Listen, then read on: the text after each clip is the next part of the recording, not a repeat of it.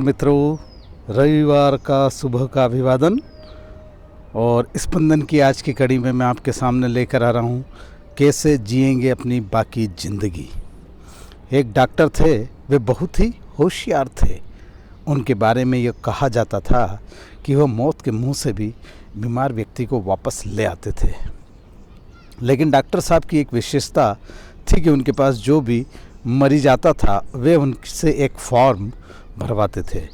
वह मरीज से ये कहते थे कि आप इस फॉर्म में लिखें कि यदि आप बच गए तो किस तरह से बाकी की ज़िंदगी जिएंगे और आपके जीवन में क्या करना शेष रह गया है जो आप करना चाहेंगे।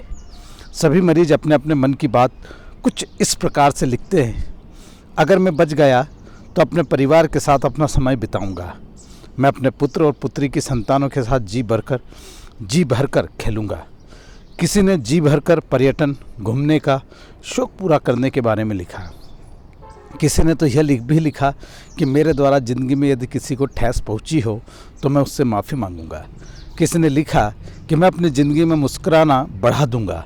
ज़िंदगी में किसी से भी शिकायत नहीं करूंगा और ना किसी को शिकायत का मौका दूंगा।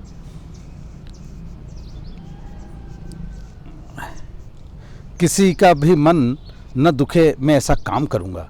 बहुत से लोगों ने तरह तरह की बातें लिखी। डॉक्टर ऑपरेशन के बाद जब मरीज को छुट्टी देते तब वह लिखा हुआ फॉर्म उन्हें वापस कर देते थे। डॉक्टर ने कहा कि एक भी व्यक्ति ने ऐसा नहीं लिखा कि अगर मैं बच गया तो मुझे किसी से बदला लेना है, या फिर मुझे अपने दुश्मन को ख़त्म करना है, या फिर मुझे बहुत धन कमाना है।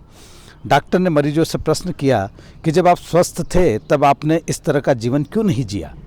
आपको कौन रोक रहा था? डॉक्टर की बात सुनकर सभी मरीजों के चेहरे शर्म से झुक जाते थे। तब वे सभी मरीजों को एक सलाह देते थे कि अभी भी देर नहीं हुई है। कुछ क्षण अपने जीवन के बारे में चिंतन मनन करो। हमें अपनी ज़िंदगी में किस तरह का जीवन जीना शेष रह गया है, जो हम जीना चाहते थे बस उसी तरह का जीवन जीना प्रारंभ कर दो। क्योंकि जीवन का आनंद तभी है जब जीवन यात्रा पूर्ण हो, तब कोई कामना शेष न रहे और कोई अफसोस भी ना रहे। मन में यह न रहे कि मैं जैसा जीवन जीना चाहता था वैसा जीवन जी नहीं सका।